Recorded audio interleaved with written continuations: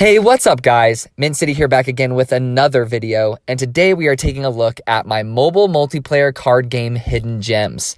Now, I'm going to be including 3 card games on this list. They're not going to be in any particular order, and I will go into descriptions of each and why I think that they offer something unique and something that you should check out. Now, these aren't going to be well known. Like I said, they're hidden gems. It's not going to be something like Hearthstone or something of that nature. So hopefully you guys don't know these and you're able to get into a multiplayer card game that you will enjoy, because if you're anything like me, I really enjoy card games. They're a lot of fun. They present a lot of strategy, and they're addicting, man. Like adding to your collection and making decks and stuff like that, and knowing how to approach your opponents. It's just a unique genre of game that you can't really find anywhere else. So let's get right into it. Please leave a like and pop a sub if you guys are new or you enjoy mobile gaming content, because that's all I make on this channel. And especially let me know what you guys know in the or what you think in the comment section down below. It means a lot, and it helps me get discovered. So thank you so much. Anyways, so on to the first one. Now, our first game is Mythgard.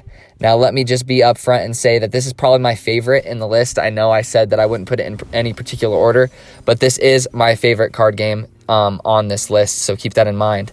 The art style is astounding. It is just as good as, I would say, as Magic the Gathering. I kind of hold Magic the Gathering as the epitome of what the quality of card art you should have, and this is right up there with it. This is a cross-platform game as well with PC. I love supporting games that are cross-platform. I think it's the future, so that is a huge plus as well, in my opinion. You can play it on PC or on mobile, and there's obviously cross saves, and you can build your collection on one account through each platform. So I think that's super awesome.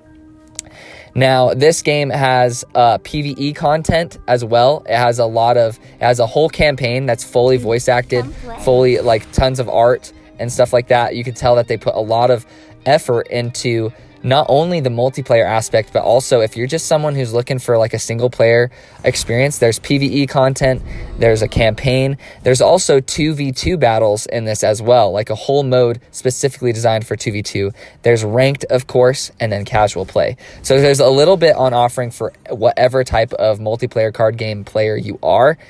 So I think that's a huge plus with this game that the others on this list necessarily don't have. But yeah, so keep that in mind. So this has kind of a lane-based combat system where there's multiple lanes. You'll see it in the gameplay presented before you. And when you place monsters on these spaces, each turn they get to have one action. So you could use that action to move them into another lane to the left or right, or you can use that action to attack. Now they can attack directly in front or diagonally to the spaces to the left or right. So that adds a lot of depth. You have to place these monsters with that in mind. And then also there's monsters that have abilities that they can move to different lanes, or they can move as a free action and stuff of that nature. So it provides a lot of depth on where you place your cards specifically.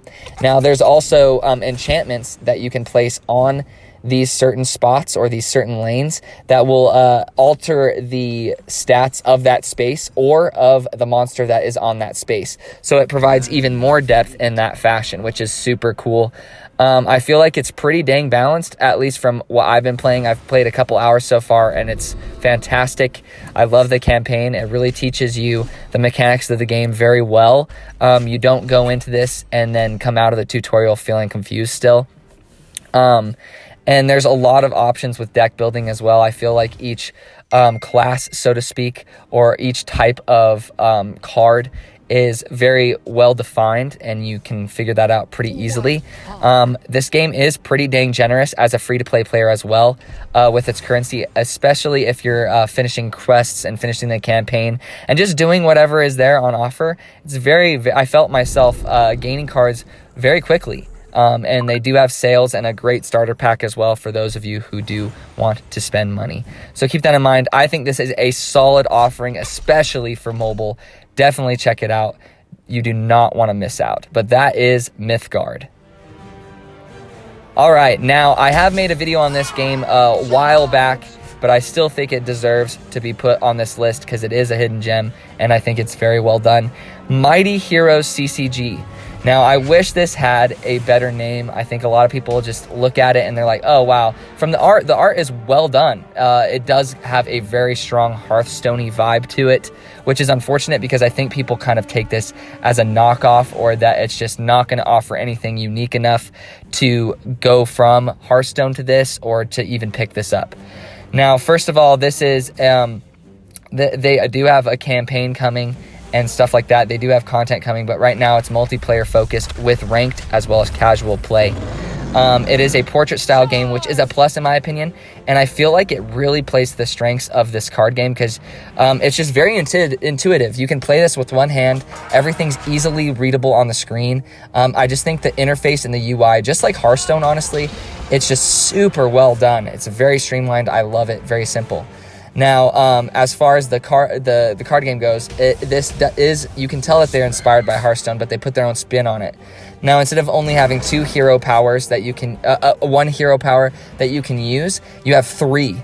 So whatever class you choose, whether it be mage, you're going to be watching gameplay of the mage right now. You'll have three different abilities that all have cooldowns that you can use your mana on, which adds a ton of more depth, and the classes just feel more intuitive and more impactful because of that. So the class that you choose really does change the way you play the game, even more so in this. Now, it does have a lane-based system like I've kind of explained before in Mythgard, but this one, they can only attack directly in front of them. So where you place these creatures really has a lot of impact on how your outcome of the game is going to be. Now, obviously, a ton of abilities of the creatures you play, as well as spells and stuff with that, can manipulate which lanes they can attack or move to as well. But once you place these creatures, unless you have spells or they have a built-in ability that changes that, they are stuck there. It is super, super fun. I really enjoy this game. I have continued to play this for about a year now, and it's just solid, man. Like, it's really good. I feel like they are really generous with packs as well. I feel like I'm constantly, every day, opening 2 or 3 packs of cards, and it's just like you constantly feel like you're adding to your collection. I feel like this is very free-to-play friendly. I do feel like it's harder to get the higher rarity cards. I think there's less of a chance than in other games from what I can tell, but you still build your collection so fast in this. It's very, very refreshing, to be honest. So yeah, very generous for free to play in my opinion. And I feel like balance, it can be an issue in this game. There are certain classes that I feel are very strong, especially against others, or a variety of others, and I feel like there is a little bit of balance changes to be made, but not enough to where it's affecting every single game. I feel like everyone has quite a variety of different decks and play styles and different classes that people play. So I can't stress it enough. This is a solid offering, especially for those of you who like portrait style games. Please check it out. Please support it. It seems to have a decent player base as well, so check it out. You won't regret it. All right, now on to my final hidden gem. This is Epic. Now, this was created by some Magic the Gathering players and people just with a very solid background in trading card games and competitive card games and stuff of that nature. Now, this one, I'll just be upfront and say that this is the roughest around the edges when it comes to the UI elements and how pretty it looks, so to speak. This one definitely isn't as polished as the rest when it comes to its aesthetics. The music isn't too shabby, to be honest, but it can get repetitive in certain moments. But this is by far the deepest on this list of the hidden gems, in my opinion. So those of you who are really hardcore with strategic card games, this might be your jam. It does also have a deck building kind of feel to it. What I mean by that is, the biggest pro of this card game, in my opinion, is that the entirety of the card collection is available to you for free. There's no opening packs. There's nothing of that nature. You can get all of the cards for free, and there's no way to really buy it. Now, that is a huge plus, in my opinion, because it can be very frustrating and feel pay to win that you don't have the cards that your opponents do. But in this one, it's solid. The mechanics are kind of a mixture of Magic the Gathering. It's basically just like Magic the Gathering. just with a few differences in it. From the gameplay before you guys are going to be able to see kind of how things play out. This is a very, it's not like it's my turn and then it's your turn. This one is even more so than Mythgard that I've mentioned before. This one, you have tons of abilities. You have the ability to always play during your opponent's turn and have reactions based on their actions. And so it's going to be going back and forth. There's a lot of confirmations and stuff. It isn't as streamlined as I think it should be. There's a lot of buttons that you have to press, like, okay, I'm sure that I don't want to do anything in reaction to this guy. Or you'll have to have a card do an action and then you'll have to confirm it. And I understand why it's there, but it just doesn't feel as smooth as other card games. And I'm sure they'll smooth it out over time. But if you're looking for a very deep strategic card game that isn't pay to win and that you have everything available up front to you, this is the one. It also has a campaign that will teach you the elements of the game, and it is kind of difficult. Like, I like the difficulty of this. It's not going to you're not just going to plow through the campaign without really strategically thinking about things, which sounds stupid because it's a strategic card game. But yeah, it's very well done in my opinion. And for you hardcore enthusiasts out there, this is the one for you.